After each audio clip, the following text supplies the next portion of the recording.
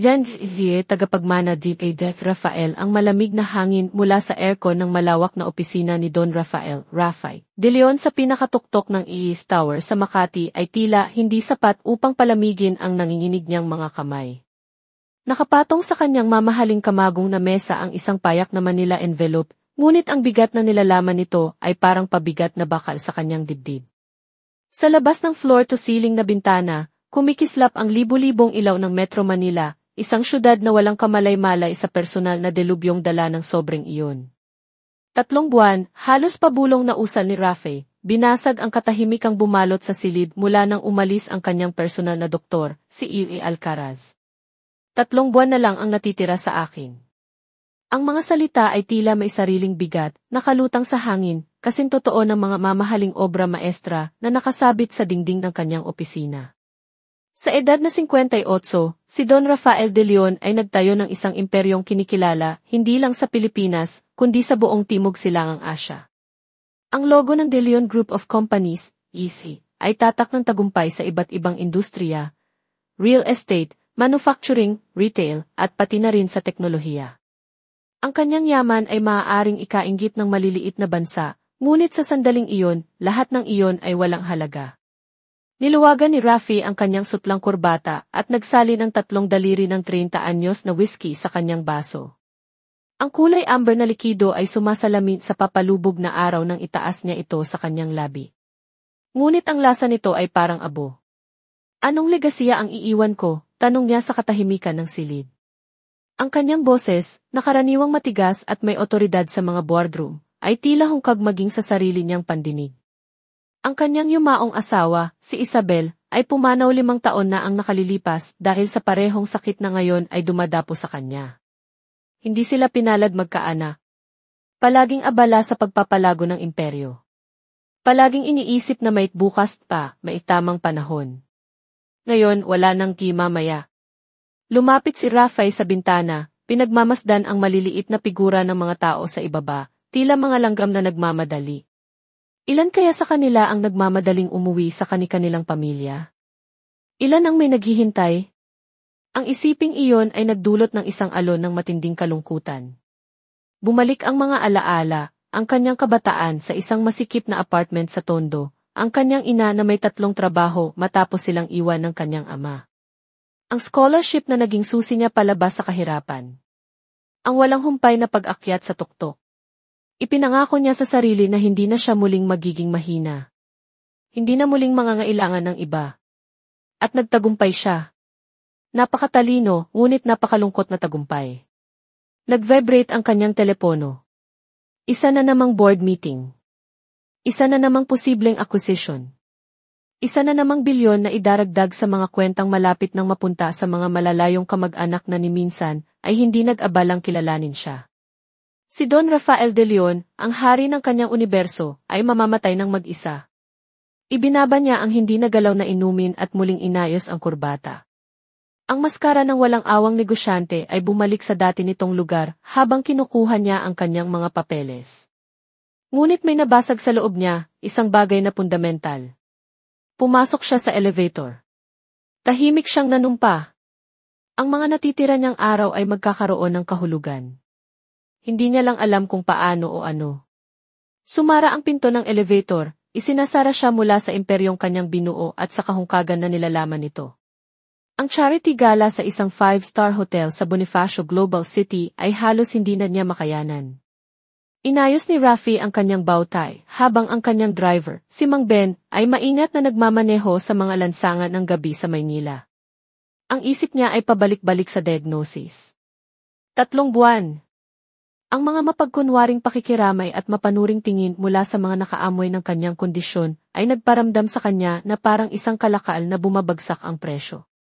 Mang Ben, sa susunod na kanto, pakanan tayo, biglang utos ni Rafe. Mas malapit na daan pa uwi yan. Lumiko ang limuusin sa isang mas makitid na kalye, ang mga ilaw nito ay sumasagap sa mga tindahang sarado na para sa gabi. Habang papalapit sila sa isang eskinita sa pagitan ng 2 gusali, may naaninag si Rafael na mga aninong gumagalaw. Mang Ben, itigil mo muna ang sasakyan. Sandali lang. Sa kabila ng nag-aalalang protesta ni Mang Ben, bumaba si Rafe sa malamig na hangin ng Disyembre.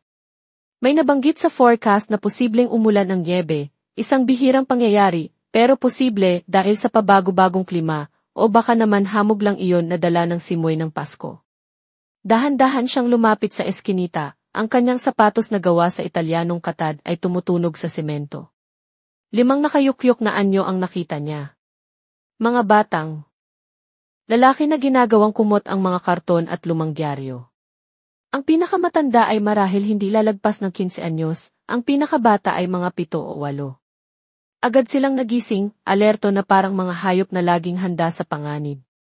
Relax lang, sabi ni Rafe, itinaas ang mga kamay. Hindi ako pulis. Ang pinakamatandang lalaki ay tumayo ng protektibo sa harap ng iba. Wala kaming ginagawang masama, tay. Sabi ng may-ari, pwede kami rito hanggang hindi pa nagsisimula yung construction. Mapapansin ang paggalang sa tawag nito, kahit pa may bahid ng pag-ingat. Napansin ni Rafe na organisado sila, ang kanilang ilang gamit ay maayos na nakasalansan. May talino sa kanilang mga mata na pumukaw sa kanya, lalo na sa pinakamatanda at sa pinakamaliit. Anong mga pangalan nyo? Tanong niya. Katahimikan. Pagkatapos ay nagsalita muli ang pinakamatanda. Ako po si Elias. Ito sina Marco at Miguel, turo niya sa kambal na marahil ay 3 anyos.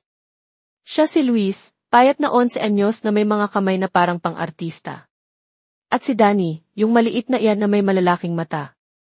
Magkakapatid kayo? Hindi po sa dugo, sagot ni Elias. Sa sirkumstansya. May kung anong kumilo sa kalooban ni Rafe.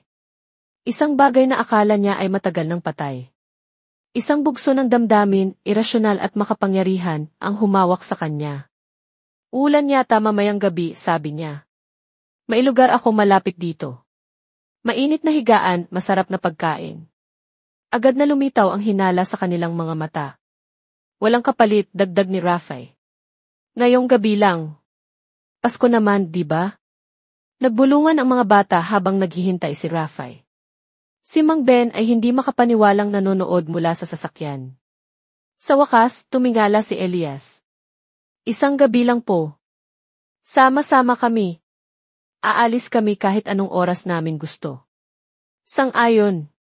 Makalipas ang 20 minuto, si Don Rafael de Leon, na ni minsan ay hindi nag-alaga kahit aso, ay pinanood ang 5 batang kalye na maingat na pumasok sa kanyang penthouse unit sa isang eksklusibong kondominium. Nakatayo silang magkakasama sa malawak na sala, sabay na namangha at natatakot sa karangyaang nakapalibot sa kanila. Puno ang kusina, sabi ni Rafe. Ang mga kwarto, dyan sa pasilyong iyan. Ang banyo, kumpleto sa kailangan nyo. Nasa study lang ako kung may kailangan kayo. Habang patalikod na siya para umalis, nagsalita ang pinakamaliit, si Danny. Bakit niyo po ito ginagawa? Natigilan si Rafe. Ito ay isang tanong na hindi niya kayang sagutin. Hindi ng buo. Sa halip, simpleng sinabi niya, dahil kaya ko. Ngunit habang mag-isa siyang nakaupo sa kanyang study mamaya-maya, nakikinig sa mga mahihinang tunog ng buhay na pansamantalang pumupuno sa kanyang hungkag na tahanan, nagsimula siyang bumuo ng isang plano. Isang plano na napaka-imposible na kahit siya ay halos hindi makapaniwala na iniisip niya ito. Bukas, bulong niya sa sarili, tatawagan ko si Atty. Romero. Ang mansyon ni Rafe sa isang eksklusibong village sa Alabang ay palaging isang showcase, malinis, perpekto, at walang buhay. Ngayon, ang mga alinggaw ng boses ng mga kabataan ay tumatalbog sa mga marmol na sahig at mga designer ng muebles. Baliw ka na yata, Rafe, bulong ni Atty. David Romero, ang abogado ni Rafe sa loob ng 20 taon, habang pinagmamasdan nila ang mga bata mula sa pintuan ng study. Ang 5 bata ay kumikilos na parang isang unit, hindi kailanman lumalayo sa isa't isa. Ang temporary guardianship ay isa pa, pero adoption. 5 silang lahat. Sa kondisyon mo. Pinagmasdan ni Rafe kung paano sinusuri ng kambal na sina Marco at Miguel ang lahat ng bagay na may teknikal na kuryosidad. Kung paano binabakat ni Luis ang mga pattern sa isang antigong florera gamit ang mga daliring pang-artista. Kung paano palaging binibilang ni Elias ang mga labasan at mahahalagang bagay. Kung paano sinisipsip ni Danny ang bawat detalye na parang espongha. Ang kondisyon ko mismo ang dahilan, David, sagot ni Rafay. Iproseso mo na ang mga papeles. 3 araw pa lang ang nakalilipas at mataas na ang tensyon. Nakabasag ng isang napakamahal na florera ang mga bata habang naghaharutan. Napasigaw sa kanila si Rafay. Tumugon si Elias sa pamamagitan ng pag-organisa ng isang silent treatment na tumagal ng ilang oras. Natuto si Rafay na mas mahirap pala ang katahimikan na may kasamang pagtatampo kaysa sa katahimikang dulot ng kalungkutan. Isang gabi, naabutan ni Rafay si Danny na sinusubukang buksan ang lock ng kanyang study. Anong sa tingin mo ang ginagawa mo? Pagalit niyang tanong. Napatalon ang maliit na bata. Gusto ko lang po sanang makita yung mga libro niyo. Pwede ka namang magpaalam. Sumingkit ang mga mata ni Danny. Hindi naman po kasi madalas pumayag ang mga matatanda sa akin. Natigilan si Rafay sa prangkang sagot. Binuksan niya ang pinto. Aba, pumapayag na ako ngayon. Nagliwanag ang mukha ng bata habang ginalugad ang malawak na library. Nang banggitin ni Rafay na oras na para matulog, nagtanong si Danny, pwede po ba? Akong humiram ng isa para basahin. Marunong kang magbasa? Tinuruan po kami ni Kuya Elias, buong pagmamalaking sabi ni Danny. Sabi niya, mas mahalaga raw ang kaalaman kaysa pera para mabuhay. Inabutan siya ni Rafay ng isang librong pangbata tungkol sa astronomiya. Simulan mo muna dito. Sa pagtatapos ng unang linggo, isang rutina ang nabuo. Magulo, hindi komportable, ngunit isang rutina pa rin. Ang mga bata ay palaging sinusubukan ang mga hangganan. Isang naka-schedule na hapunan ang naging mitsa ng alitan. Ayoko nito, deklara ni Luis, tinutulak palayo ang perpektong inihandang salmon. Kakainin mo kung anong inihain, matigas na sabi ni Rafay. Hindi naman kami humiling na pumunta rito, hamon ni Elias. Pero nandito kayo, may malinis na damit at may bubong sa ibabaw ng inyong mga ulo. Nanahimik ang lahat. Pagkatapos ay nagsalita si Danny, maliit ang boses. Ang huli pong nagbigay sa amin ang libreng pagkain, tinawagan yung mga pulis noong tulog na kami. Ang inosenteng revelasyon ay nanatili sa hangin. Ibinaba ni Rafay ang kanyang tinidor. Hindi yan mangyayari dito, mahinahon niyang sabi. Pangako. Tumango si Danny ng taimtim. Alam ko pong may sakit kayo. Mas kailangan niyo kami kaysa kami sa inyo. Napatitig si Rafay. Anong nagpasabi sa'yo na may sakit ako? Yung medicine cabinet niyo po. Tapos yung minsan parang nahihirapan kayong huminga. Yung mga papel na tinatago niyo kapag pumapasok kami. Nagkibit balikat si Danny. Akala ng mga tao, hindi napapansin ng mga bata ang mga bagay-bagay. Ang ibang mga bata ay mukhang hindi komportable, ngunit hindi nagulat. Alam nila. Kaya ba kayo nanatili, tanong ni Rafay, nakatuon sa kanilang lahat. Awa, sagot ni Elias. Ang kanyang mga matang sanay sa kalye ay biglang naging marupok. Pero nanatili kami dahil kayo po ang unang taong walang hininging kapalit sa amin kahit pa dahil lang mamamatay na kayo. Ang brutal na katapatan ay may binasag sa silid. Tumawa si Rafay, isang tunay na tawa na ikinagulat maging niya. Aba, sabi niya, at least, nagiging tapat na tayo ngayon. Nang gabing iyon, sa unang pagkakataon, iba ang pakiramdam sa mansyon. Hindi pa isang tahanan, ngunit hindi na rin isang bahay lamang. Gising si Rafay, nakikinig sa mga paminsan-minsang yabag at bulungan, ang mga hindi pamilyar na tunog ng buhay na gumugulo sa kanyang perpektong pag-iisa. Nakakatakot. At kahanga-hanga. Mas mabilis kumalat ang balita kaysa sa inaasahan ni Rafay. Bilyonaryong Avis Tanning Ace Dens buhay, umanpo ng 5 batang kalye, sigaw ng headline sa Manila Finance Tribune. Pagdating ng umaga, hindi na tumigil sa pagring ang kanyang telepono. Huwag niyong pansinin, utos ni Rafay sa kanyang mga kasambahay habang inaayos ang bawtay ni Danny. Lahat ng 5 bata ay hindi komportableng nakatayo sa mga bagong plansang barong Tagalog na hindi pa rin maitago ang kanilang tigas na katawan na hinubog ng kalye. Bakit nga po ulit kailangan nating pumunta dito sa event na to? Tanong ni Miguel, hinihila ang kwelyo ng kanyang barong. Dahil, matyagang sabi ni Rafay, importante ang taunang benefit para sa Children's Hospital Foundation. At dahil pinag-uusapan na tayo ng mga tao, diretsong sabi ni Elias. Tinitigan siya ni Rafay. At gusto kong makita nila kung ano ang nakikita ko.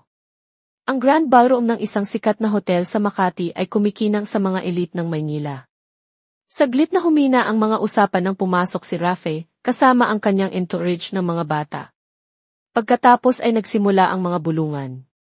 Halos hindi maitago sa likod ng mga kamay na may manicure at mga kristal na kopita ng champagne. Nasisiraan na yata ng bait si De Leon. Nakakagawa talaga ng kakaiba ang terminal diagnosis. Publicity stunt bago siya mamatay. Ubusin lang ng mga batang iyan ang yaman niya. Si Ricardo Ricky Salcedo, ang pangunahing karibal ni Rafi at si ng Salcedo Holdings, ay lumapit na may mapanuksong ngiti. Rafi, napakabait mo namang isinama ang proyekto mo ngayong gabi. Naramdaman ni Rafi na nanigas si Elias sa tabi niya. Mga anak ko sila, Ricky. Hindi proyekto. Ang ngiti ni Salcedo ay hindi umabot sa kanyang mga mata. Siyempre. Pero, iniisip ko lang kung ang board ng IISU ay kasing enthusiastic mo sa pagiging ama mo, lalo na't may problema ka sa kalusugan. Ang kalusugan ko ay personal kong bagay. Pero ang pamumuno sa isang public company ay negosyo ng lahat. Bumaling si Salcedo sa mga bata. At kayong mga batang negosyante sa kalye, anong masasabi niyo sa high finance? May nakita na ba kayong pwedeng ibulsa? Bago pa makapagsalita si Rafe, humakbang si Elias. Actually, sir, pinag-aaralan ko po ang quarterly reports ni Don Rafael. Ang debt-to-equity ratio po ng kumpanya niyo ay mukhang nakakabahala kumpara sa industry standards. Nanahimik ang paligid. Nagdilim ang mukha ni Salcedo. Ingatan mo iyang dila mo, bata. Hindi ka bagay dito. Pati po karamihan ng performance ng portfolio niyo, hindi rin po bagay dito, malamig na. Sagot ni Elias. Isang babaeng nakasuot ng diamante ang napasinghap. Kumibot ang kamay ni Salcedo na parang sasampalin si Elias. Pumagit na si Rafe. Ang anak ko ay may talento sa numero, sabi ni Rafe. Binibigyang diin ang salitang i-anak. Siguro dapat makinig ka. Ngumisi si Salcedo. Ang mga anak mo ay may talento sa manipulasyon. Malinaw naman, alam ng lahat kung anong nangyayari dito. Mamamatay ka na, De Leon. Nakumbinsi ka ng mga pulubing iyan na ibigay ang lahat ng pinaghirapan mo. Susugod sana si Marco ngunit nahawakan agad ng kakambal na si Miguel. Huwag mo siyang pagsalitaan ng ganyan. Natahimik ang buong silid. Lahat ng mata ay nakatuon sa kanila. Sa tingin ko, sabi ni Rafael na may nakamamatay na kalmado, mauuna na kaming umuwi. Halina kayo, mga anak. Habang naglalakad sila sa humahawing iyan, biglang huminto si Danny at lumingon kay Salcedo at sa mga nagtitipong elite. Akala niyo po ginagamit namin siya dahil mamamatay na siya, malinaw na sabi ng maliit na bata. Pero kayo po ang nang iwan sa kanya noong nagkasakit siya. Ang katotohanan ng mga salitang iyon ay nanatili sa hangin na parang kristal. Walang nagsalita habang inaalalayan ni Rafi ang kanyang bagong pamilya palabas ng ballroom. Sa limousine, inaasahan ni Rafi ang galit, marahil ay luha. Sa halip, tahimik ang mga bata hanggang sa wakas ay nagtanong si Luis, mahalaga po ba sa inyo ang iniisip ng mga taong iyon? Pinag-isipan ito ni Rafi. Dati, mahalaga. Sobra. At ngayon? Tiningnan niya ang 5 matatapang at tapat na mga batang ito na nagtanggol sa kanya.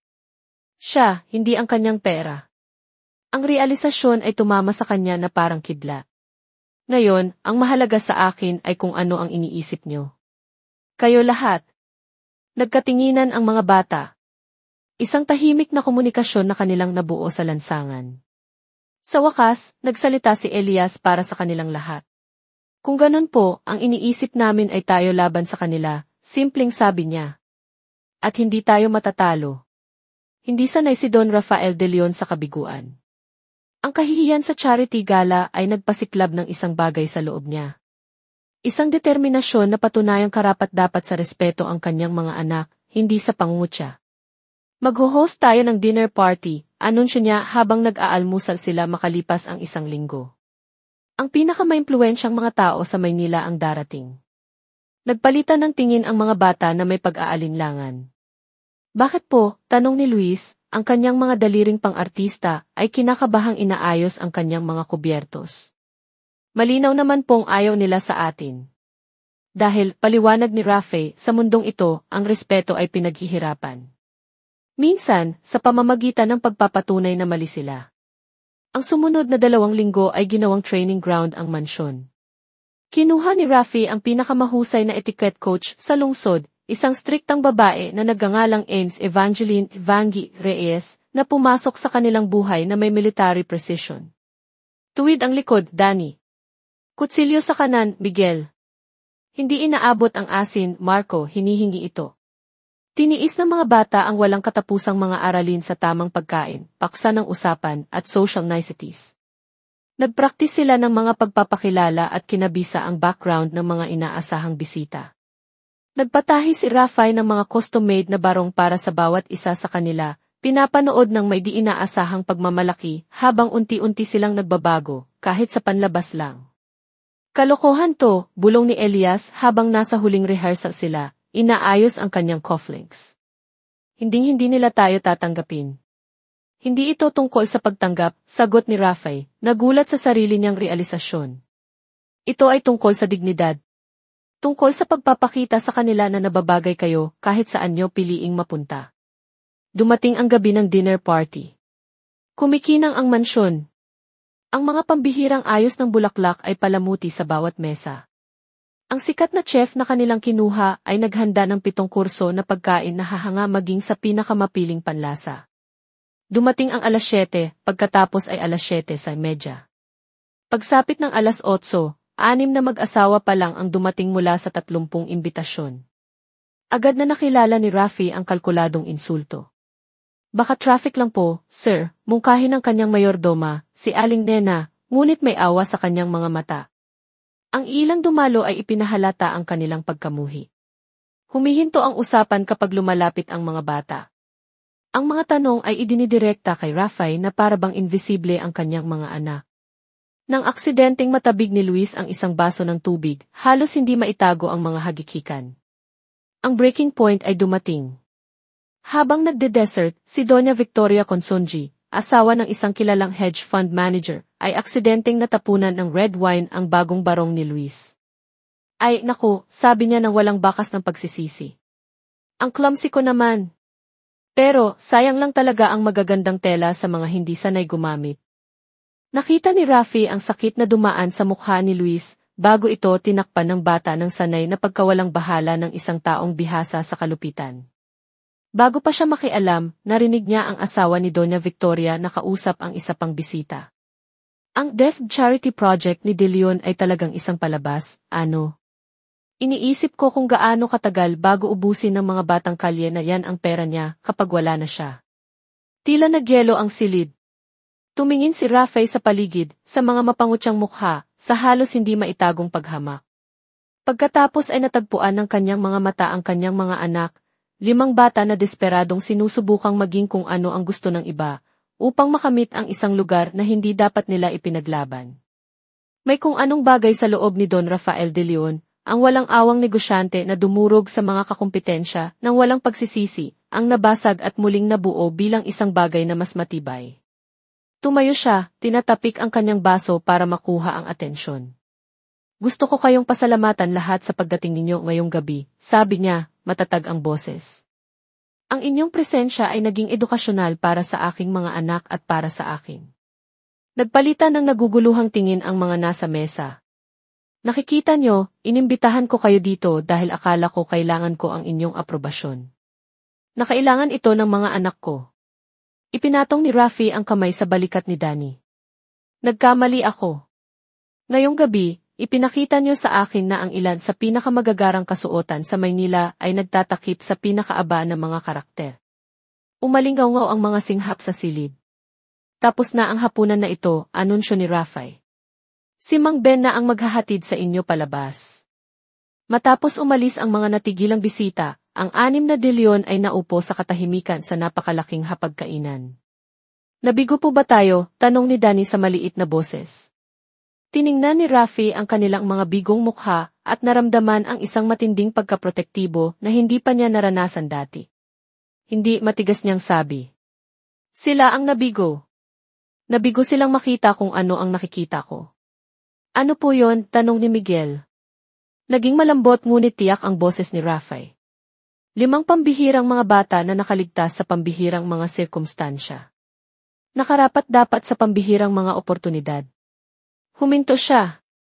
At tayo mismo ang lilikha ng mga oportunidad na iyon. Sa unang pagkakataon mula nang pumasok sa kanyang tahanan, sabay-sabay nang umiti sa kanya ang 5 bata. Isang maliit na himala na mas mahalaga kaysa sa anumang business deal na kanyang naisara. Nagkaroon ng transformasyon ang mansyon. Si Rafael, na palaging ipinapasa sa kanyang mga tauhan ang mga bagay-bagay sa bahay, ay natagpuan ang sarili na lubos na nasangkot sa paglikha ng mga espasyo para sa kanyang bagong pamilya. Ang formal na sala ay naging isang komportableng lugar na may malalaking sopa. Ang bihirang gamiting kusina ay pinalawak upang magkasya ang mga aralin sa pagluluto na sinubukan nilang 6 na may iba't ibang antas ng tagumpay.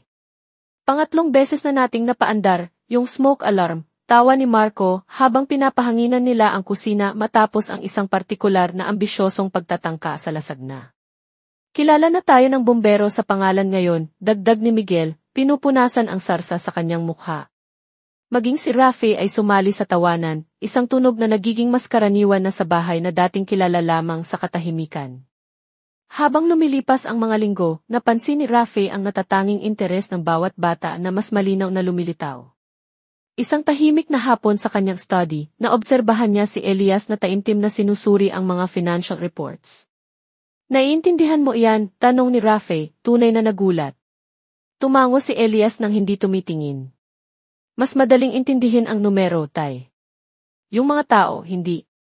Nag-ayos si Rafi para sa isang dating kasamahan, isang mathematical prodigy na naging investment guru, si EQ, upang magtutor kay Elias.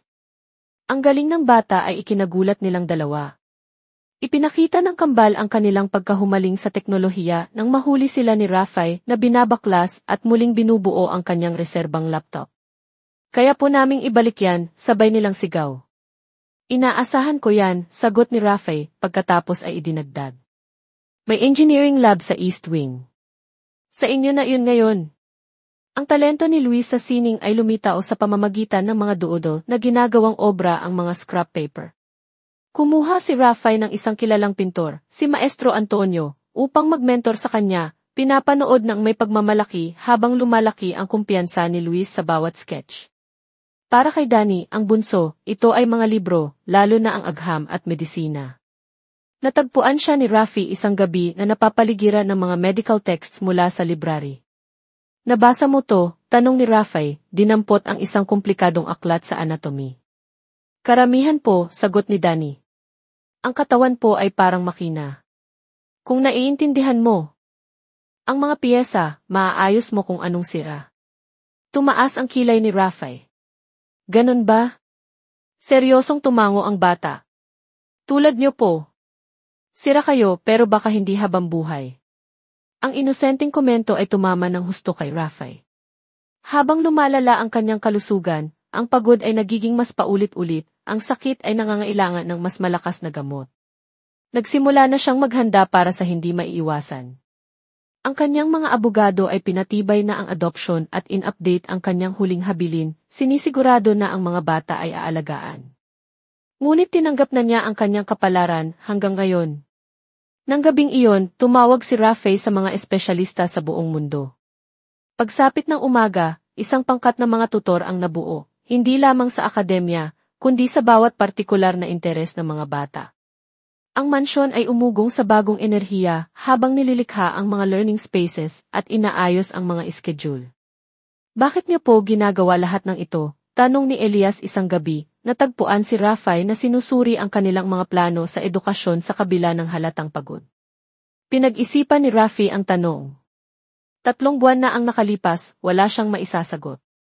Ngayon, mayroon siyang 5. Dahil mahalaga ang oras, simpleng sabi niya. At gusto kong ibigay sa inyo ang lahat ng makakaya ko.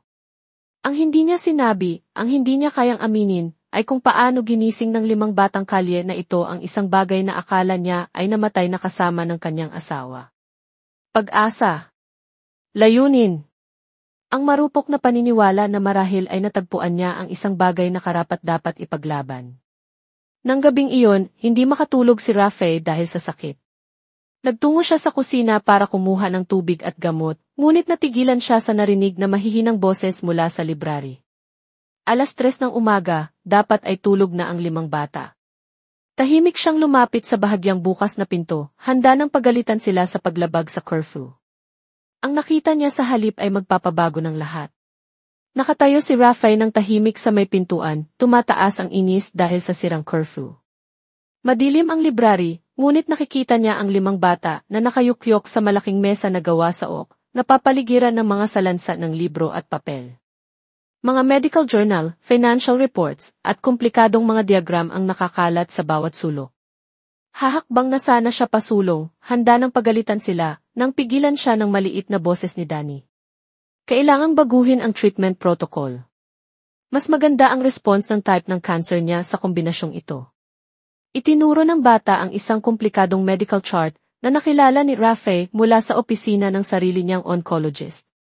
Kailangan natin ng access sa mga experimental treatments, sagot ni Elias, nagsusulat ng mga kalkulasyon.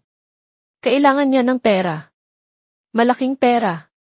Na kaya nating i-generate gamit ang algorithm, sabi ni Miguel habang tumatango si Marco. Predictable ang market patterns kung titingnan mo ng malawakan. Si Luis ay may dinodrawing. Nakita ni Rafael na ito ay isang detalyadong diagram ng tila isang medical device. Anong nangyayari dito? Ang boses ni Rafi ay tumago sa silid na parang kutsilyo. 5 ulo ang sabay-sabay na napatingala, mga mukhang natigilan sa pagkakasala at takot. Sa isang sandali walang nagsalita. Pagkatapos ay dahan-dahang tumayo si Elias. Alam po namin kung paano kayo ililigtas. Napatitig si Rafael, tiyak na nagkamali siya ng dinig. Ano nang sabi mo? Maingat na lumapit si Danny, hawak ang isang folder. Yung cancer niyo po. Agresibo, pero may paraan na hindi pa nasusubukan ng mga doktor niyo. Tiningnan ni Rafi ang folder, pagkatapos ay ang bawat bata. Paano niyo naman? Hindi po kami yung inaakala ng mga tao, putol ni Elias. Wala po sa amin. Isa-isa silang nagpaliwanag. Natuto si Elias ng finance sa pamamagitan ng pagbabasa ng mga itinapong business sections ng dyaryo. Nagkaroon ng halos supernatural na kakayahan sa mga pattern at prediksyon. Ang kambal ay nag-aayos at nagre-reprogram ng mga itinapong electronics mula pa noong 7 taong gulang sila. Kayang kopyahin ni Luis ang anumang nakikita niya ng may perpektong katumpakan, kabilang ang mga komplikadong medical illustrations.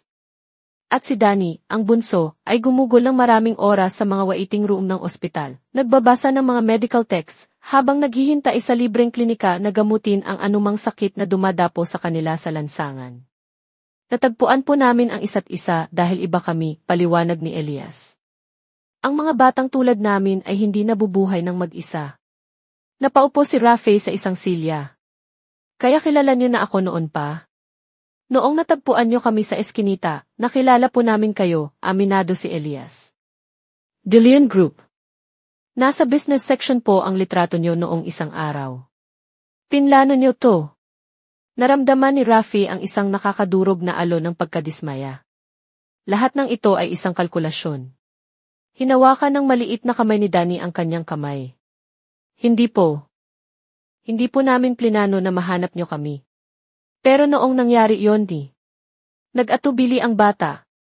Noong nangyari yon, nakakita kami ng pagkakataon. Hindi lang para sa masisilungan, kundi para gumawa ng isang bagay na importante. Importante, ulit ni Rafael. Ang pera niyo po ay maaaring pondohan ang research na abutin ng dekada kung hindi, sabi ni Marco. At mabibigyan niyo po kami ng resources para i-develop ang aming mga ideya, dagdag ni Miguel. Mga ideya na makakatulong sa mga taong tulad nyo. Halos hindi marinig ang boses ni Luis. Tiningnan ni Rafi ang mga gawaing nakalatag sa harap niya. Ang komplikadong mga kalkulasyon, ang mga makabagong pamamaraan, ang purong talino na nakatago sa likod ng 5 pares ng mga pagod na mata. Bakit, tanong niya sa wakas? Bakit niyo ako sinusubukang iligtas? Bakit hindi na lang hintayin ang mana? Nagkatinginan ang mga bata. Sa wakas, nagsalita si Elias para sa kanilang lahat.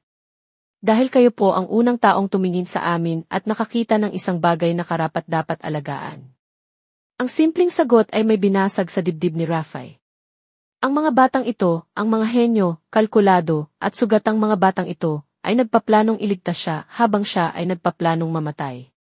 Ipakita niyo sa akin, sabi ni Rafai, pinupunasan ang di inaasahang luha sa kanyang mga mata. Ipakita niyo sa akin lahat.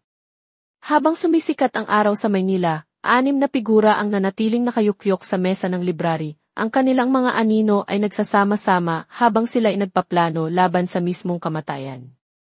Ang proyektong ito, na pinangunahan ng determinasyon ng mga bata at ng desperasyon ng isang ama, ay tinawag nilang Proyekto Pag-asa. Kinaumagahan matapos ang kanilang revelasyon, tumawag si Rafai ng emergency meeting sa kanyang medical team. Ang mga doktor ay nakinig ng may magalang na pag-aalinlangan habang inilalatag niya ang alternatibong paraan ng paggamot, maingat na hindi binanggit na ito ay mula sa mga bata. Nangako silang titingnan ito, gamit ang tonong para sa mga pasyenteng may taning na ang buhay at kumakapit sa patalim. Hindi sila tutulong, sabi ni Danny nang bumalik si Rafai sa bahay, halata ang pagkadismaya. Akala nila desperado na kayo. Desperado na nga ako, aminado ni Rafai, na paupo sa kanyang silya. Mas lumalala ang sakit kamakailan, isang palaging paalala ng kanyang nauubos na oras. Kung ganon, tayo na lang ang gagawa, deklara ni Elias, ang kanyang kumpiyansang hinubog ng kalye ay hindi natitinag. Nasa atin ang resources. Sa sumunod na linggo, namangha si Rafai habang pinapanood ang kanyang pamilya na binabago ang ilang bahagi ng mansyon para sa tinatawag nilang Proyekto Pag-asa. Ang East Wing ay naging isang research space kung saan sina Danny at Luis ay nagtatrabaho sa mga treatment protocol. Gumawa si Rafai ng mga lihim na arrangement para makakuha ng mga experimental na gamot sa pamamagitan ng kanyang mga global connections. Samantala, sina Elias at ang kambal ay bumuo ng isang revolusyonaryong market prediction algorithm. Pinagsama ang husay sa programming ng kambal at ang pambihirang financial instincts ni Elias, nagbigay si Rafai ng historical data mula sa IS. Namangha siya kung gaano kabilis nilang natukoy ang mga pattern na hindi napansin ng kanyang mga top analyst. Sa unang pagkakataon mula nang madiagnose, naramdaman ni Rafai ang isang mapanganib na emosyon na gumagapang, pag-asa. Hindi ito nagtagal. Ang unang senyales ng problema ay dumating sa pamamagitan ng tawag mula kay Ms. Corazon, Cora Imperial, ang chair ng Board of Directors ng IS. Rafai, nag-aalala ang board, simula niya ng walang paligoy-ligoy. Itong mga bata, ang adoption, ang kalusugan mo kinakabahan ang mga shareholders. Ang personal kong buhay ay hindi problema ng board, malamig na sagot ni Rafai. Nagiging problema ito kapag ang EE ng isang publicly traded company na billions ang halaga ay nagsisimulang gumawa ng mga erratic na desisyon habang nakikipaglaban sa isang terminal na sakit. Ang pangalawang babala ay dumating kinabukasan ng isang social worker ang lumitaw para sa isang anonymous welfare check sa mga bata. Ang kanyang mga tanong ay matutulis, ang kanyang kilos ay kahina-hinala. Ligtas ba kayo dito? Tanong niya kay Danny nang akala niya ay hindi naririnig ni Rafai. Mas ligtas po kaysa dati, sagot ng bata na may nakakagulat na composure. Umalis ang social worker, ngunit nakilala ni Rafai ang banta. May nagmamanman, isang taong may impluwensya. Ang huling kumpirmasyon ay dumating sa isang naka-schedule na video meeting kasama ang kanyang executive team. Saglit na lumitaw sa kanyang screen ang isang papasok na email na hindi para sa kanyang mga mata, isang mensahe mula sa kanyang sihi, para kay Ricardo Salcedo, tinatalakay ang succession planning at acquisition opportunities.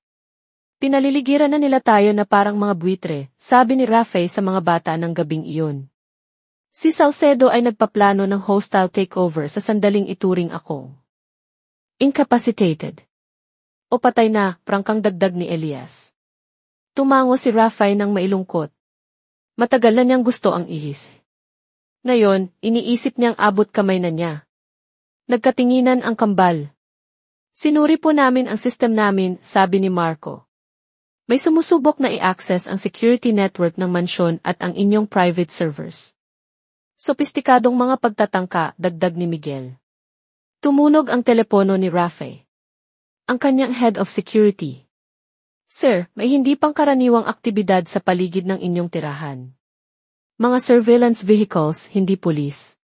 Matapos ibaba ang tawag, hinarap ni Rafai ang kanyang mga anak. May hindi nagugustuhan sa ginagawa natin. Hindi pa nga po nila alam kung ano talaga ang ginagawa natin, protesta ni Luis. Eksakto. Nagdilim ang mukha ni Rafael. Pero may hinala sila. Ang erratic kong kilos ay banta sa kanilang mga plano.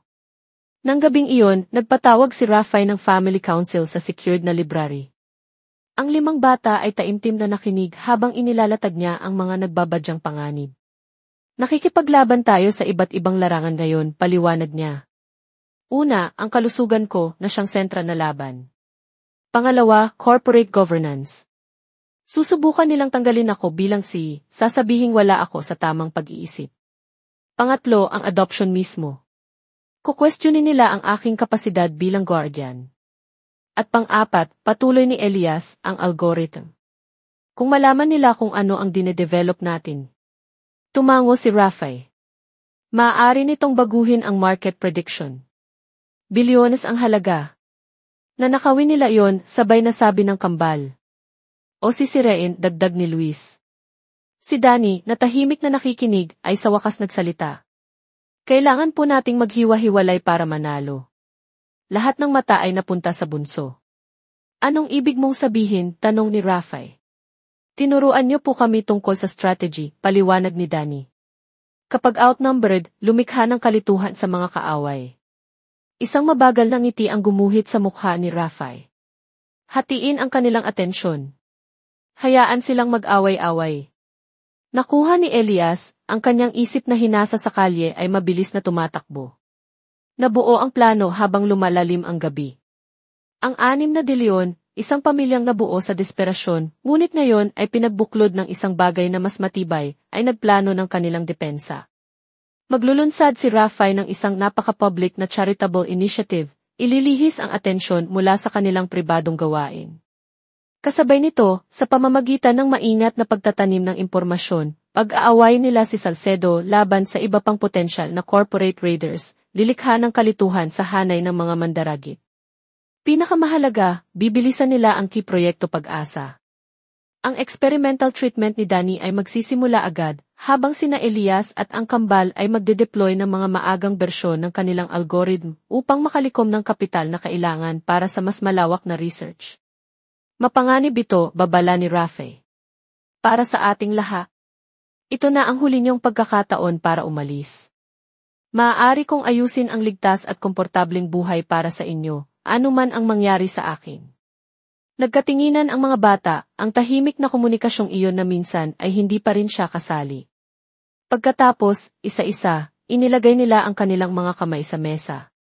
Hindi po umaalis ang pamilya, simpleng sabi ni Elias. Ipinatong ni Rafi ang kanyang kamay sa ibabaw ng kanila, naramdaman ang init ng kanilang maliliit, ngunit matitibay na mga daliri sa ilalim ng kanyang palad. Ang mga batang ito na nakaligtas sa pag-abandona, kahirapan, at walang awang lansangan ng Maynila ay pinili siya.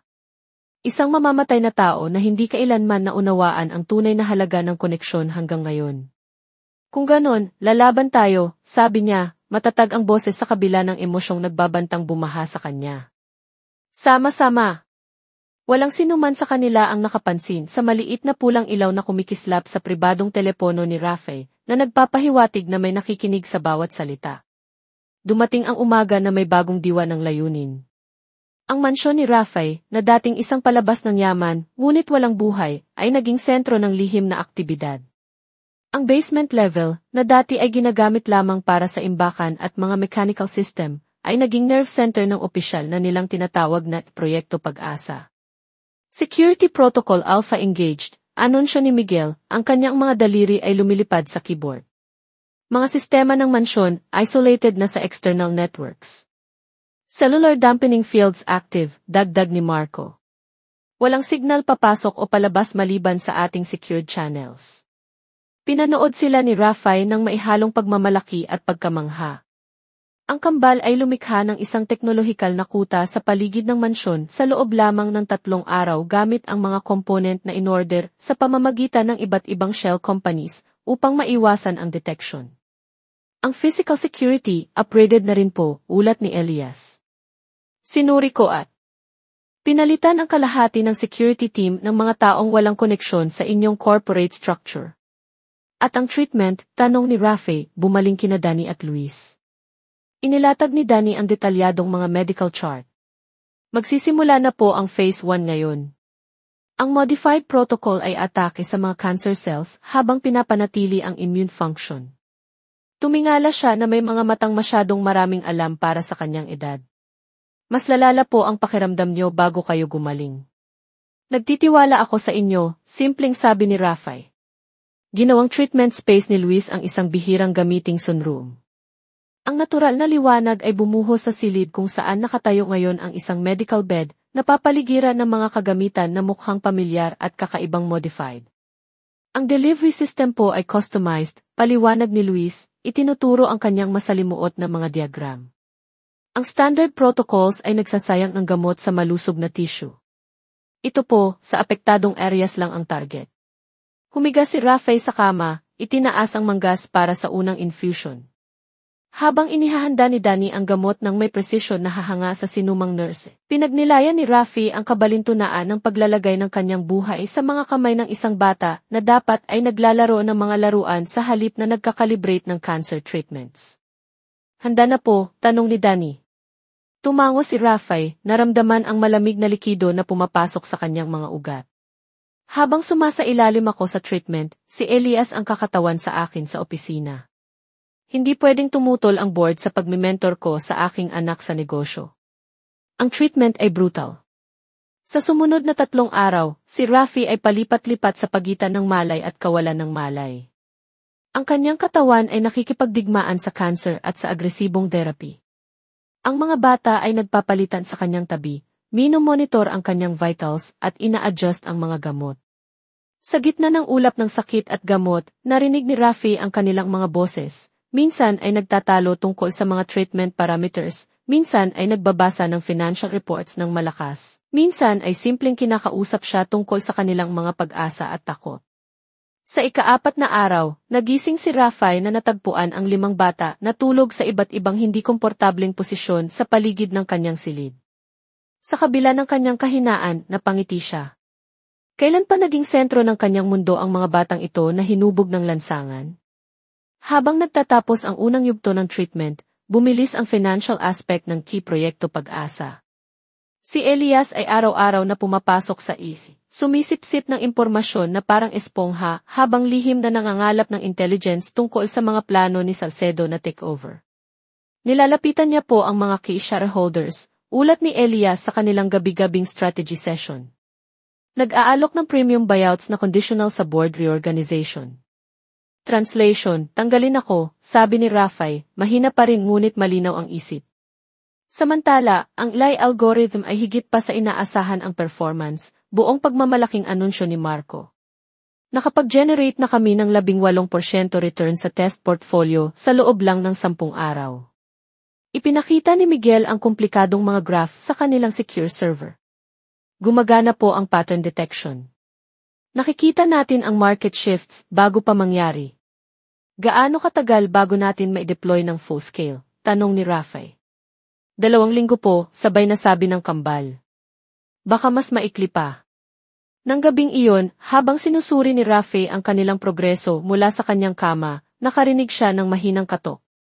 Pumasok si Ms. Evelyn A.V. Castro, ang kanyang executive assistant sa loob ng 20 taon, dala ang mga folder. Ang mga dokumentong hiniling niyo po, sir, sabi niya, inilalagay ang mga ito sa tabi niya. Ang kanyang mga mata ay nanatili sa medical equipment na nakapalibot sa kanyang kama. Nagtatanong na po ang board. Gumagalaw na si Salcedo. Hayaan mo siya, sagot ni Rafi. Lahat ay naaayon sa plano. Nag-atubili si Evie. Totoo po ba itong mga bata sila po talaga ang tumutulong sa treatment niyo? Pinag-aralan ni Rafi ang babaeng naging pinakapinagkakatiwalaan niyang empleyado sa loob ng 2 dekada. Higit pa sa tulong ang ginagawa nila, Evie. Sila ang nagliligtas ng buhay ko. Nanatiling hindi mabasa ang kanyang ekspresyon. Sana po alam niyo ang ginagawa niyo, Don Rafael. Pagkaalis niya, isang hindi mapakaling pakiramdam ang nanatili. Kinuha ni Rafi ang kanyang secure phone para i-text si Elias, ngunit nawawala ito sa kanyang bedside table. Ang pakiramdam ng hindi mapakali ay lumalim sa alarma. Ang nawawalang telepono ni Rafi ay nag-trigger ng agarang security protocol.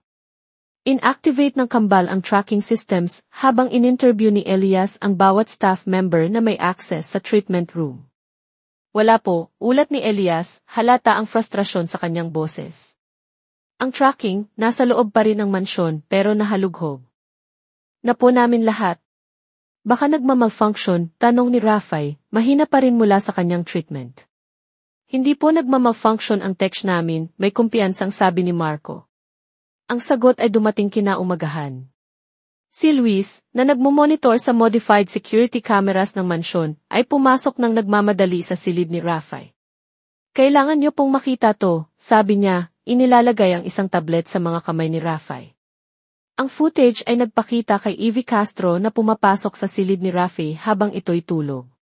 Kinuha niya ang telepono, kinuna ng litrato ang mga dokumentong may kinalaman sa Proyekto Pag-asa, at maingat na ibinalik ang lahat bago umalis. Kailan to? Tanong ni Rafay, halos pabulong ang boses. Kagabi po. Pagkatapos ng bisita niya, sagot ni Luis. Mayroon pa po, dagdag ni Danny, humahakbang pasulong. Ang secure server may nag-access po sa ating treatment protocols mula sa loob ng mansyon. Saglit na ipinikit ni Rafay ang kanyang mga mata. 20 taon ng katapatan, o iyon ang akala niya. Hanapin niyo siya. Ngayon na. Natagpuan nila si Evie sa kanyang opisina sa kalmadong nagtatrabaho na parang walang nangyari. Nang i-escort siya ng security sa isang pribadong conference room kung saan naghihintay si Rafay, hindi na tinag ang kanyang composure. Bakit, Evie? Simpleng tanong ni Rafay. Sa wakas ay nabasag ang profesional na maskara ni Evie, lumitaw ang mapait na hinanakit. 23 taon, Rafay. Ibinigay ko sa iyo ang 23 taon ng buhay ko. At binayaran kita ng sapat. Pera. Tumawa siya ng masakit. Hindi lang pera ang gusto ko. Gusto ko ng pagkilala, partnership, isang lugar sa tabi mo. Tumigas ang kanyang boses. Tapos dadalhin mo itong mga pulubing ito. Gagawin mo silang tagapagmana mo. Bibigyan sila ng access sa lahat ng pinaghirapan ko ng dekada. Malalim ang sugat ng pagkakanulo, ngunit pinanatili ni Rafay na matatag ang kanyang boses. Sino ang kasabwat mo? Si Salcedo. Ngumiti siya ng malamig. Pinahahalagahan ni Ricky ang katapatan at talento. Nangako siya sa akin ng Executive Vice Presidency pagkatapos ng acquisition. At ang impormasyon tungkol sa treatment ko. Ang personal kong medical details. Siyempre, sagot niya. Katibayan ng iyong kawalan ng katatagan sa pag-iisip. Isang mamamatay na bilyonaryo na nagtitiwala sa mga batang kalye para sa experimental na medical treatments. Tatanggalin ka ng board bago matapos ang linggo. Sumandal si Rafay. Nagkamali ka ng kalkula, Evie. Ang mga batang kalye na ito ay mas matatalino at mas tapat kaysa sa kaya mong unawain. Bahagyang natinag ang kanyang kumpiyansa. Huli na ang lahat. Nasa kay Salcedo na ang lahat ng kailangan niya. Tapos na ang maliit mong family experiment. Tingnan natin, sagot ni Rafay, sumenya sa security. Hanggang doon, terminated ka na. May severance package na susunod, depende sa non-disclosure agreements.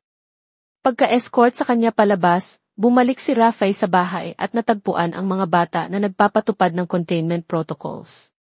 Na-neutralize na ng kambal ang security breach habang sinusuri ni Elias ang financial damage. Pinadala niya kay Salcedo lahat, malungkot na ulat ni Elias.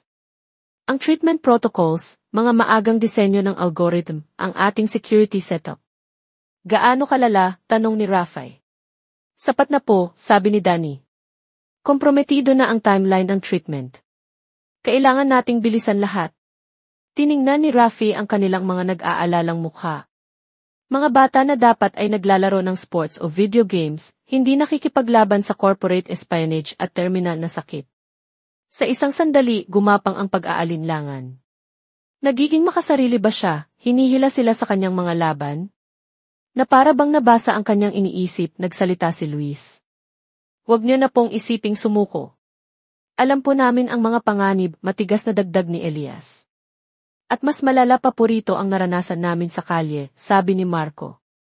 Tumango si Miguel bilang pagsang-ayon. Isa pa, bahagyang umiti si Danny. Nagkamali siya ng isang kritikal na bagay. Ano yon? Tanong ni Rafe.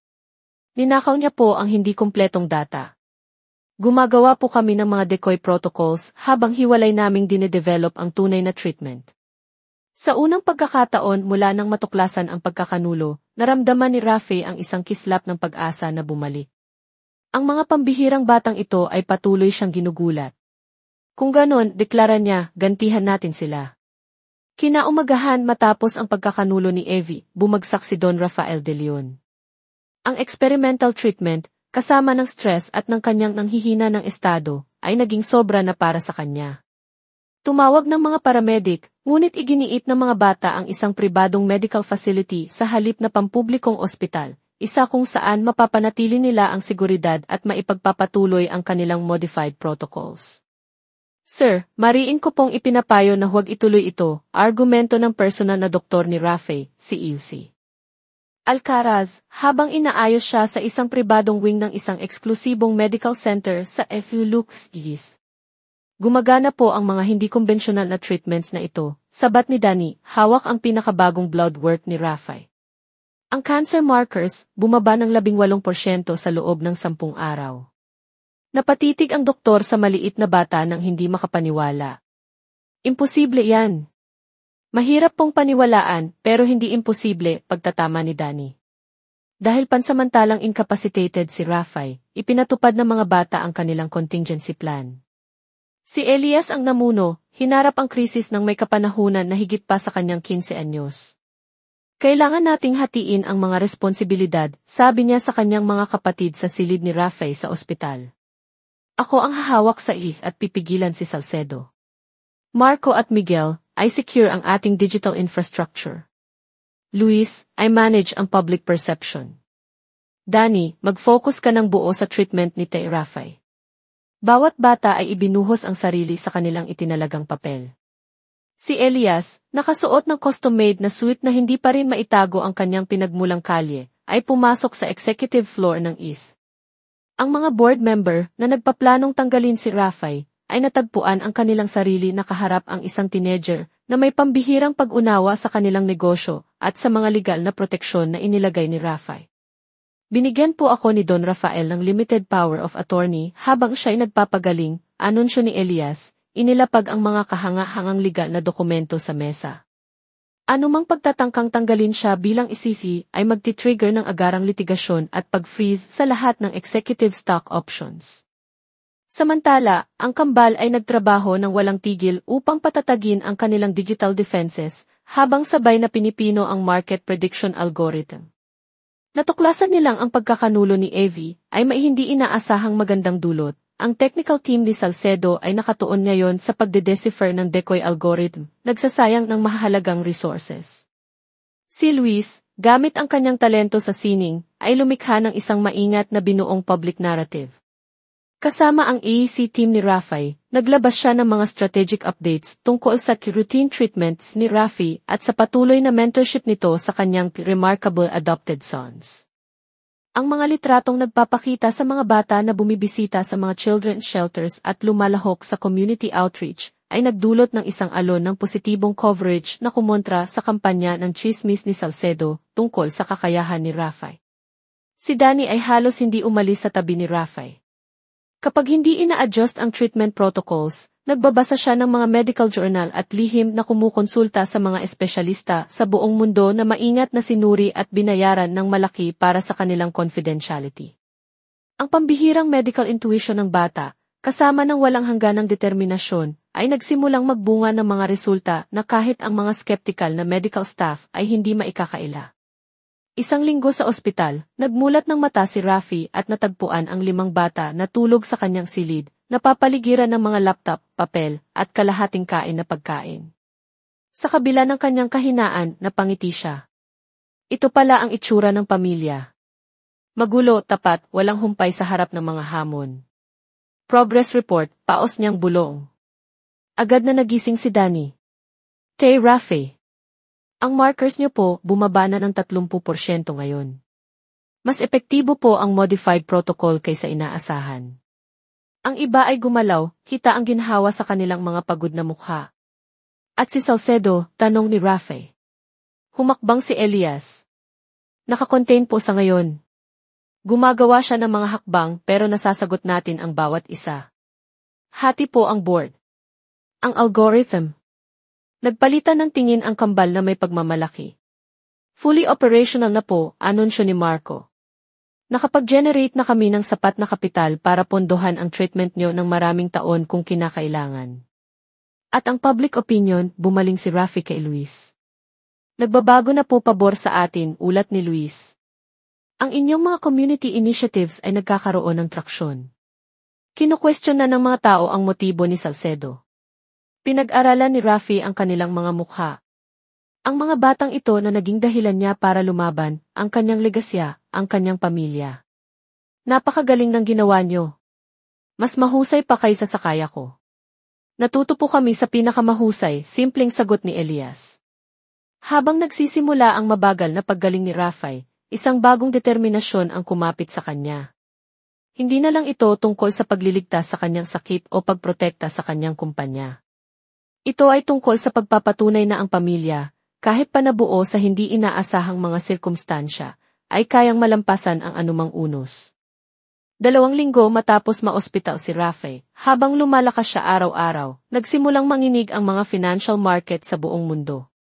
Ang nagsimula bilang maliit na pagbabago ay mabilis na lumaki sa mga dramatikong pagbagsak sa iba't ibang sektor.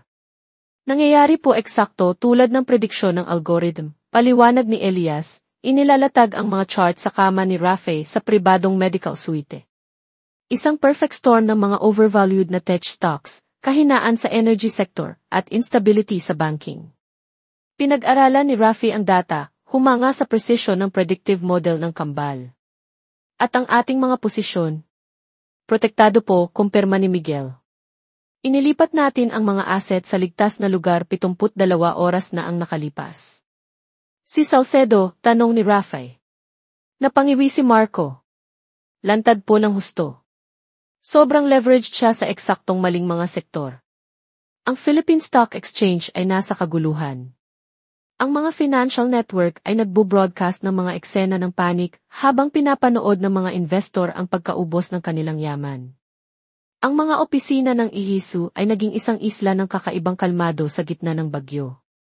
Si Elias ang nagdidirekta ng operasyon mula sa opisina ni Rafi nang maihalos di makataong kumpiyansa.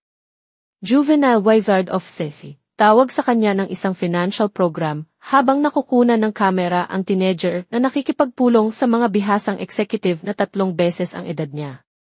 Sa ikatlong araw ng market turmoil, sapat na ang lakas ni Rafi para gumawa ng maikling pagpapakita sa opisina. Maingat na inayos ni Luis upang magpakita ng lakas habang hindi masyadong pinapagod ang kanyang nagpapagaling na katawan.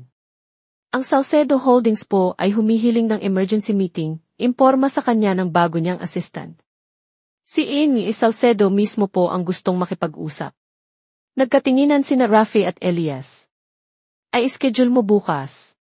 Dito, hindi sa opisina nila. Dumating si Ricardo Salcedo na wala ang kanyang karaniwang kayabangan.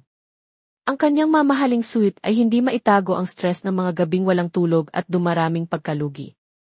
Sa likod niya ay sumunod ang 3 iba pang executive na dating nangutya sa inampong pamilya ni Rafi, lahat ay mukhang desperado rin. Rafi, simula ni Salcedo, sinusubukang magtunog kaswal. Ang sitwasyon sa market na ito ay walang katulad. Talaga ba? Mahinahong sagot ni Rafi. Ang aming mga analyst ay na-predict na ang correction na ito ilang linggo na ang nakalipas.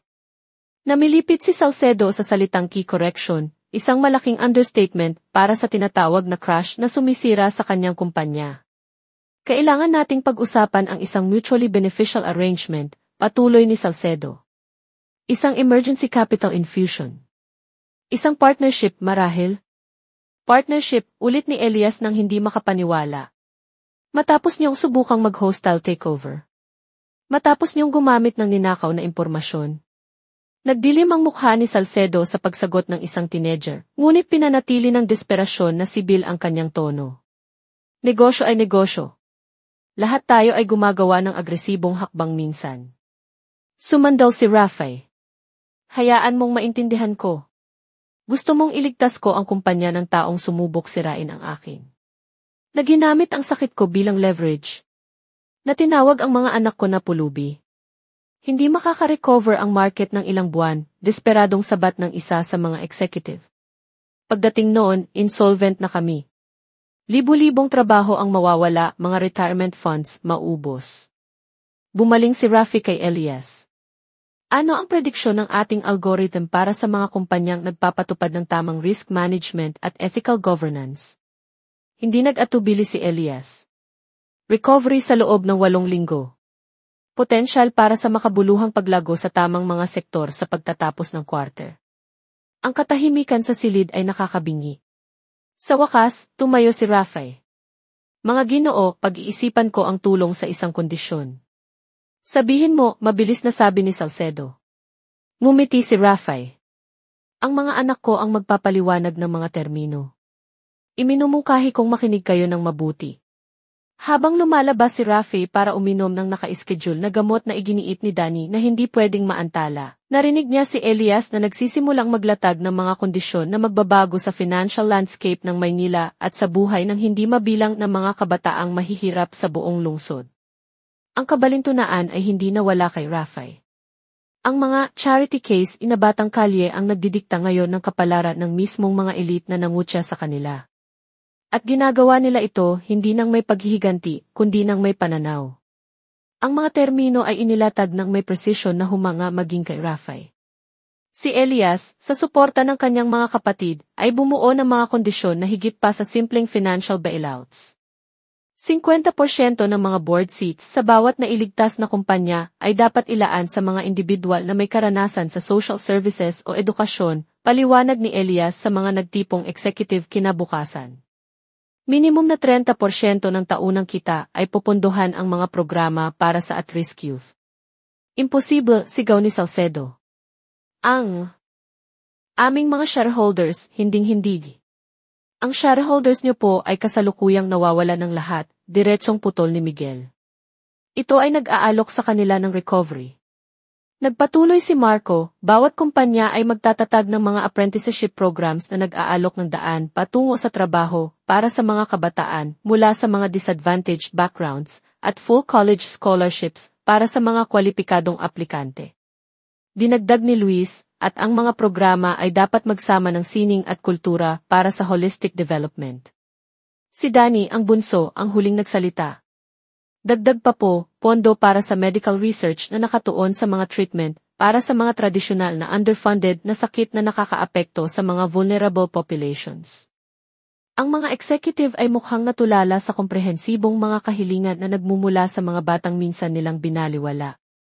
Tahimik na pinanood ni Rafi nang may pagmamalaki habang ang kanyang mga anak ay kumikilos ng may kapanahunan at pananaw na nagpahiya sa mga tinatawag na lider ng negosyo. Mayroon kayong 24 na oras para magdesisyon pagtatapos ni Elias. Pagkatapos niyan, mawawalan na ng bisa ang aming alo. Nang umalis ang mga executive, tinipon ni Rafi ang kanyang pamilya sa kanyang pribadong opisina. Naiintindihan niyo ba ang ginagawa niyo? Tanong niya sa kanila. Hindi lang kayo nagliligtas ng mga kumpanya. Binabago niyo ang mga sistemang umiral ng maraming henerasyon. Mga sistema po na bumigo sa amin, simpleng sagot ni Elias. At sa libo-libo pang tulad namin. Nang gabing iyon, habang bumabalik sila sa mansyon, natagpuan ni Rafi si Danny na mag-isang nakaupo sa library, hindi pangkaraniwang tahimik. Anong bumabagabag sa'yo, anak? Malumanay na tanong ni Rafi. Tumingala si Danny mula sa medical journal na kanyang pinag-aaralan. Ang mga taong yun po naging malupit sila sa atin. Pinagtawanan nila tayo, tinawag ng kung ano-ano. Sang-ayon ni Rafi. Ginawa nga nila. At ngayon po, may kapangyarihan tayong panoorin silang mabigo. Hayaan silang maranasan kung ano ang pakiramdam ng walang-wala. Ang boses ng maliit na bata ay walang bahid ng paghihiganti, isang tunay na etikal na tanong lamang. Hindi po ba yun hustisya? Umupo si Rafi sa tabi niya. Marahil. Pero hustisya ba ang hinahanap natin? Ang ibang mga bata ay nagtipon na sa may pintuan, nakikinig. Ano po ang hinahanap natin kung ganoon? Tanong ni Luis. Tiningnan ni Rafi ang bawat isa sa kanila. Ang mga pambihirang batang ito na nakaranas na ng mas maraming hirap kaysa sa karamihan ng mga matatanda. Iyan ang tunay na tanong, hindi ba? Madali ang paghihiganti. Mas mahirap ang transformasyon. Pwede naman po pareho, mungkahi ni Marco. Tulungan sila pero saktan din ni. Pwede nga, sang-ayon ni Rafe. Ang tanong, sino ang gagawin nating sarili natin kung ganoon? Isang mabigat na katahimikan ang bumagsak. Sa wakas, nagsalita si Elias mula sa may pintuan. Sa kalye po, may pagpipilian kami araw-araw. Maging kung ano ang nanakit sa amin, o maging isang bagay na mas mabuti. Humakbang siya papasok sa silid. Bumoto po ako na piliin natin ang mas mabuti. Isa-isa, tumango ang iba bilang pagsang-ayon. Kinaumagahan, bumalik ang mga executive na may dalang pirmadong mga kasunduan, tinatanggap ang lahat ng kondisyon. Habang nagpapalitan ng mga papel, lihim na nilapitan ni Salcedo si Rafe. Hindi ko maintindihan, aminado siya. Pwede mo kaming sirain. Pagkatapos ng sinubukan kong gawin sa'yo, sa sinabi ko tungkol sa mga batang ito, bakit mo pa kami tinulungan? Sumulyap si Rafe sa kabilang banda ng silid kung saan sinusuri ng kanyang mga anak ang mga dokumento, kasama ang legal team. Nagkaroon ako ng mahuhusay na guro, simpleng sagot niya. Habang paalis si Salcedo, lubos na napahiya, naramdaman ni Rafe ang isang kakaibang gaan. Ang kanyang katawan ay lumalaban pa rin sa cancer, mahina pa rin, ngunit ang kanyang espiritu ay hindi kailanman naging mas matibay. Nang gabing iyon, nagdiwang ang pamilyang De Leon ng Pisa sa study ni Rafe, isang malayong malayo sa mga formal na hapunan ng kanyang dating buhay. Para sa kinabukasan, tuos ni Rafe gamit ang kanyang baso ng sparkling water, itinagay ito sa mga soda ng mga bata. Para sa pamilya, pagtatama ni Danny na may ngiti. Ang mga sumunod na linggo ay nagdala ng mga kahanga-hangang pagbabago. Nagsimulang mag-stabilize ang financial crisis eksakto tulad ng prediksyon ng algorithm. Ang ihisu ay hindi lamang nalampasan ang unos, kundi lumabas na mas matatag, ginagabayan ang ibang mga kumpanya patungo sa recovery sa pamamagitan ng mga conditional partnerships na inorkestra ni Elias. Pinanood ng elite ng Maynila ng may pagkamangha habang nagkakabisa ang mga termino ng mga kasunduang ito. Ang mga board meeting na dati ay nakatuon lamang sa profit margins ay kasama na ngayon ang mga diskusyon tungkol sa apprenticeship programs at scholarship initiatives. Binuksan ng mga corporate offices ang kanilang mga pinto sa mga kabataan mula sa mga background na katulad ng mga batang De Leon. Mas gumagana po ito kaysa sa inaasahan natin, ulat ni Elias sa kanilang lingguhang family meeting. Ang hapagkainan ay puno ng mga ulat na nagpapakita ng epekto ng kanilang mga inisyatiba. Natutuklasan po ng mga kumpanya na ang mga programang ito ay talagang nagpapaganda ng kanilang bottom line sa pamamagitan ng innovation at community goodwill. At ang medical research funding po ay nagbubunga na, masayang dagdag ni Danny. 3 bagong clinical trials na po ang naaprubahan base sa ating modelo. Pinakakapansin-pansin, patuloy na bumubuti ang kalusugan ni Rafe. Ang experimental treatment protocol ay nagpababa ng kanyang cancer markers ng higit sa 60%. Ang kanyang mga doktor, na dati skeptical, ay idinodokumento na ngayon ang bawat aspeto ng kanyang kaso para sa mga medical journal. Tinatawag po nila itong De Leon Protocol, buong pagmamalaking sabi ni Danny. Maaari po itong makatulong sa libu-libong pasyente na may katulad na kondisyon. Si Evie Castro ay hindi inaasahang bumalik isang hapon, humihiling na makita si Rafe. Nakatayo siya ng alanganin sa kanyang opisina, isang anino ng kanyang dating kumpiyansang sarili. Nagkamali po ako ng malaki, aminado siya. Nangako si Salcedo ng lahat, tapos inabandona ako noong nagsimulang bumagsak ang kumpanya niya. Pinag-aralan siya ni Rafe, naaalala ang 20 taon ng tapat na serbisyo bago ang kanyang pagkakanulo. Ano ang gusto mo, Evie? Isang pagkakataon po para makabawi, mahinang sagot niya. Kahit anong posisyon po. Magsisimula ako sa pinakamababa kong kinakailangan. Bumaling si Rafe kay Elias, na tahimik na nagmamasid. Ano sa tingin mo, anak? Maingat na nag-isip si Elias bago sumagot. Lahat po ay karapat-dapat sa pangalawang pagkakataon. Pero ang tiwala po ay kailangang paghirapan. Tumango si Rafe. May posisyon sa pagko-coordinate ng ating mga bagong youth programs. Mahirap na trabaho ito, kasama ang mga kabataang may problema, malayong-malayo sa dati mong tungkulin. Bahagyang nanlaki ang mga mata ni Evie. Pagkatapos ay tumango siya. Tinatanggap ko po. Salamat! Pagdating ng tagsibol sa Maynila, natagpuan ng pamilyang De Leon ang kanilang sarili sa sentro ng isang tahimik na revolusyon. Ang mga financial publications na dating nangutya sa charity case ni De Leon ay sinusuri na ngayon ang mga makabagong pamamaraan na dinadala ng kanyang kahanga-hangang mga anak sa negosyo at philanthropy. Ang agos ay bumaliktad, hindi sa pamamagitan ng puwersa, kundi sa pamamagitan ng pananaw at tiyaga.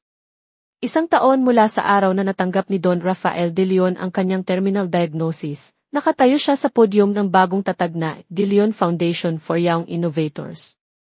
Ang ingranding gusali na dating isang napabayaang bodega sa isang hirap na kapitbahayan sa Sta. Mesa ay kumikinang na ngayon sa mga innovation labs, mga silid-aralan at pabahay para sa mga kabataang nasa transisyon. Nang matanggap ko ang aking diagnosis 12 buwan na ang nakalilipas, simula ni Rafael, malakas ang boses sa kabila ng emosyong nasa ilalim nito, naniniwala akong hinaharap ko ang isang katapusan. Sa halip, natagpuan ko ang isang simula. Ang mga manonood, isang kahanga-hangang halo ng mga lider ng negosyo, mga medical professional, at mga kabataan mula sa lahat ng antas ng buhay, ay taimtim na nakikinig. Sa unang hanay ay nakaupo ang 5 batang lalaki na nakaparehong navy blue na suit, nanonood ng may pagmamalaki habang ikinukwento ng lalaking kanilang iniligtas ang kanilang istorya. Sasabihin sa inyo ng medical science na ang aking paggaling ay dahil sa isang makabagong treatment protocol, patuloy ni Rafael. Ang mga financial analyst naman ay i-attribute ang kahanga-hangang paglago ng IS sa mga predictive algorithms at strategic partnerships. Pareho silang tama ngunit hindi kumpleto. Huminto siya, direktang tumingin sa kanyang mga anak. Ang tunay na nagligtas sa akin, ang nagpabago ng lahat, ay ang paghahanap ng pamilya sa pinaka-hindi inaasahang lugar. 5 pambihirang mga kabataang lalaki na nakakita ng higit pa sa aking yaman tungo sa aking kahungkagan, higit pa sa aking kapangyarihan tungo sa aking kahinaan. Ang inaugural ceremony ng foundation ay tanda ng kulminasyon ng kanilang pambihirang paglalakbay. Ang De Leon Protocol, ang tawag sa cancer treatment ni Danny, ay tumutulong na ngayon sa mga pasyente sa buong mundo. Ang algorithm ng kambal ay nagrevolusyon sa market forecasting habang pinupunduhan ang mga social initiatives sa pamamagitan ng kita nito. Ang artistikong pananaw ni Luis ang humubog sa disenyo ng foundation, lumilikha ng mga espasyo kung saan maaaring umusbong ang pagkamalikhain anuman ang background. Si Elias ay naging tunay na partner ni Rafael sa negosyo, nagdadala ng mga sariwang perspektibo na nagpabago sa corporate culture mula sa loob. Pagkatapos ng seremonya, habang naghahalo-halo ang mga bisita sa central atrium ng foundation, lumapit si Evie Castro, kasama ang isang grupo ng mga teenager, ang kanyang unang batch mula sa street outreach program na kanyang pinamumunuan ngayon. May ipapakita po sila sa inyo, mahinang sabi niya kina Rafi at sa mga bata. Isang babae ang kinakabahang humakbang pasulong. Dinevelop po namin itong API para tulungan ang mga batang tulad namin na makahanap ng mga ligtas na lugar at serbisyo. Ipinakita niya ang programa sa kanyang tablet. Gumagana rin po ito offline para sa mga walang reliable na koneksyon. Pinanood ni Rafi habang ang kanyang mga anak ay agad na nakipag-ugnayan sa mga teenager, nag-aalok ng mga mungkahi at pampalakas loob ng may natural na gaan ng mga taong tunay na nakakaunawa. Walang pagmamataas, walang distansya, koneksyon lamang sa pagitan ng mga kabataan na kinikilala ang mga pagsubok at kalakasan ng isa't isa. Nang gabing iyon, sa privacy ng kanilang tahanan, nagtipon ang pamilyang De Leon sa library kung saan nagsimula ang lahat 1 taon na ang nakalipas. Inaprubahan ng board ang nominasyon mo ng walang tutol, Elias, sabi ni Rafael. Ikaw ang magiging pinakabatang executive director sa kasaysayan ng foundation. Sigurado po kayo, Tay? Magsasalita po ang mga tao. Ngumiti si Rafael. Hayaan mo sila. Ang mga resulta ang magpapatunay. Lumapit si Danny dala ang pinakabagong medical results ni Rafael. Full remission po, buong pagmamalaking anunsyo niya. Opisyal na kumpirmado. So, ano na po ngayon, tanong ni Luis. Nagaw na po natin lahat ng pinlano natin. Hindi pa lahat, maalalahaning sagot ni Rafael. May iba pang mga bata dyan na tulad nyo. Iba pang mga posibilidad na naghihintay matuklasan. Bagong proyekto po, sabay na tanong ng kambal, nagliliwanag ang mga mata. Tumingin si Rafael sa paligid, sa mga pambihirang batang ito na pumasok sa kanyang buhay noong akala niya ay magtatapos na ito, na nagturo sa kanya na ang tunay na legasya ay hindi nasusukat sa mga gusali o bank accounts, kundi sa mga buhay na nabago. Hindi, sabi niya na may ngiti. Isang bagong kabanata.